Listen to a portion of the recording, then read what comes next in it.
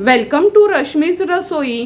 सुका जवळा कांद्यातला तर नेहमीच करत असतो आणि सुक्या जवळ्याचं आमच्या आगरी कोळी पद्धतीचं कालवण प्रत्येकालाच खूप आवडत असतं। म्हणून खास तुमच्यासाठी आज मी सुक्या जवळ्याच्या कालवणामध्ये कैरी आणि अगदी छोटे कांदे घालून मसाल्यातलं कालवण कसं बनवायचं ही रेसिपी दाखवणार आहे। त्यासाठी हा व्हिडिओ तुम्ही शेवटपर्यंत बघा आणि माझ्या चॅनलला लाईक, शेअर आणि सबस्क्राईब करा। आज आपण आमच्या आगरी कोळी पद्धतीतलं मसाल्यातलं सुक्या जवळ्याचं कालवण बनवणार आहोत। त्यासाठी एक बोल भरून किंवा अंदाजे तुम्ही एक वाडगा भरून हा सुका जवळा घेऊ शकता। हे बघा, अगदी पांढरा शुभ्र हा आपला जवळा आहे। हा जवळा साफ करून स्वच्छ धुवून पाण्यात एक 10 मिनिटाकरता भिजत ठेवणार आहोत। नंतर ह्या सुक्या जवळ्याचं अगदी साधंसुधं कालवण बनवण्यासाठी छोटासाच एक कांदा चिरून घेतला आहे। 2 हिरव्या मिरच्या, छोट्याशा आल्याच्या तुकड्याचे पण हे बघा अगदी बारीक असं चिरून घेतलं आहे। 8 ते 10 लसणाच्या पाकळ्या आपण चेचून घेतल्या आहेत। ह्याच्यामध्ये आपण आज जवळ्याच्या कालवणामध्ये कैरी वापरणार आहोत, त्यामुळे अर्धी मी तोतापुरी कैरी घेतली आहे। आणि आमच्या आगरी कोळी पद्धतीचं कालवण बनवतोय म्हणून हे छोटे कांदे असतात ना, 7-8 छोटे कांदे असे साल काढून आपण ह्या कालवणामध्येच ऍड करणार आहोत। एका टोमॅटोच्या पण लहान लहान अशा फोडी करून घेतल्या आहेत। अर्धा चमचा हळद, 2 चमचे आपला हा रश्मीज रसोईचा आगरी कोळी मसाला वापरणार आहोत। 2 ते 3 कोकमाची टापं आणि चवीप्रमाणे मीठ यूज करणार आहोत। तर चला मग सर्वात आधी हा जवळा थोडीशी चाळण मारून घेते, स्वच्छ धुवून 10 मिनिटाकरता कोमट पाण्यात भिजत ठेवते। 10 मिनिटं झाला आहे हा जवळा स्वच्छ धुवून असा आपण पाण्यात भिजत ठेवला होता। लगेच सुक्या जवळ्याचं कालवण बनवायला सुरुवात करूया। सुक्या जवळ्याचं कालवण बनवण्यासाठी गॅसवर आपण ही कढई ठेवली आहे। 2 टेबलस्पून एवढं तेल घेते। तेल पण छान गरम होत आलं आहे। आता आपण ह्याच्यामध्ये फोडणीला ह्या लसणाच्या पाकळ्या घालूया, आलं आणि हिरवी मिरची।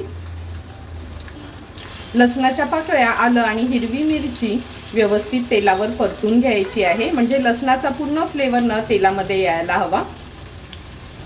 हे बघा, लसूण पण छान आपण तेलामध्ये परतून घेतला आहे। आता हा बारीक चिरून घेतलेला लहानसाच कांदा ऍड करणार आहोत। गॅसची फ्लेम लो टू मीडियम वर ठेवते आणि कांदा पण व्यवस्थित शिजवून घेते।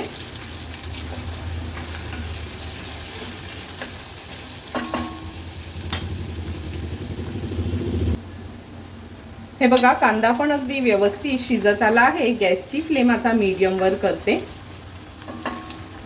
अर्धा चमचा ह्याच्यामध्ये हळद घालूया। ही हळद पण आपली रश्मीज रसोईची सेलम हळद आहे। 2 चमचे रश्मीज रसोईचा हा आगरी कोळी मसाला आहे, फक्त तोच मसाला आपण यूज करणार आहोत। जर तुम्ही हा रश्मीज रसोईचा आगरी कोळी मसाला वापरलात ना, तर तुम्हाला एक्स्ट्राचा कोणताही मसाला, गरम मसाला, धणाजिरा पूड वापरायची गरज नाही। या मसाल्यावरच सर्व व्हेज नॉन व्हेज रेसिपीज आपल्या तयार होतात।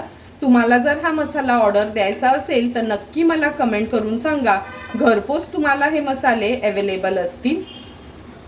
हळद आणि मसाला पण तेलावर आपण छान परतून घेतला आहे। आता हा सुका जवळा जो स्वच्छ धुवून घेतलाय तो ऍड करूया। कधी लक्षात ठेवा, जवळा धुताना ना डायरेक्ट पाणी काढायचं नाही, हाताने वरणावरना असं पातेल्यातनं वगैरे तो जवळा काढून घ्यायचा। असा 3-4 वेळा तरी जवळा आपल्याला धुवून घ्यायचा असतो। जवळा व्यवस्थित मसाल्यात मी मिक्स करून घेते। गॅसची फ्लेम आता हाय करून घ्यायची आहे। ह्याच्यामध्ये ह्या टोमॅटोच्या फोडी केल्यात त्या ऍड करूया।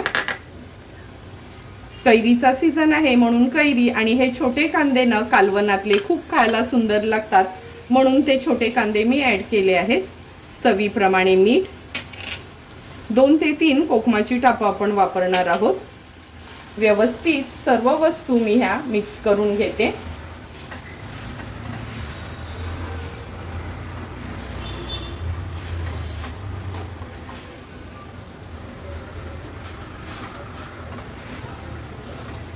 आता आपण ह्याच्यात गरजेप्रमाणे पाणी ऍड करणार आहोत। आज हे मी पातळच कालवण करणार आहे म्हणून जवळपास 1 ते 1.5 ग्लास एवढं मी पाणी ऍड केलं आहे। पाणी तुमच्या गरजेप्रमाणे तुम्ही कमी जास्त करू शकता। व्यवस्थित मिक्स करून घेतलं का हाय फ्लेमवरच ह्याला उकळी काढून घ्यायची आपल्याला। तुम्ही बघू शकता आपल्या ह्या सुक्या जवळ्याच्या कालवणाला छान उकळी आली आहे. फक्त थोडासा कालता असा फिरवून घेते. आता गॅसची फ्लेम लो करून झाकण ठेवून एक 7 ते 8 मिनिटासाठी जवळा, कैरी, कांदा शिजवून घेणार आहोत. 8 ते 10 मिनिटं झाले. झाकण काढून आपण बघूया. हे बघा, तुम्ही बघू शकता जवळा तर शिजला गेलाय. कैरी, टोमॅटो, हा कांदा शिजायला काही जास्त वेळ पण लागत नाही. झटपट असं आपलं सुक्या जवळ्याचं कैरी घातलेलं कालवण तयार झालं आहे. हाय फ्लेमवर एक छानशी ह्याला उकळी काढून घेते. कालवणाला पण छान उकळी आली आहे. आता झाकण ठेवते आणि गॅसची फ्लेम स्विच ऑफ करते. अगदी 2 ते 3 मिनिटांनी वाफ थोडी कमी झाली की आपण झाकण उघडून बघणार आहोत. अगदी 2 ते 3 मिनिटं झाले आहेत. आता झाकण उघडून बघूया. हे बघा, कालवणाची वाफ पूर्णपणे कमी झाली आहे. सुंदर असं आपलं कैरी घातलेलं सुक्या जवळ्याचं कालवण तयार झालं आहे. आता तयार झालेलं हे कालवण आपण सर्विंग बोलमध्ये सर्व करणार आहोत.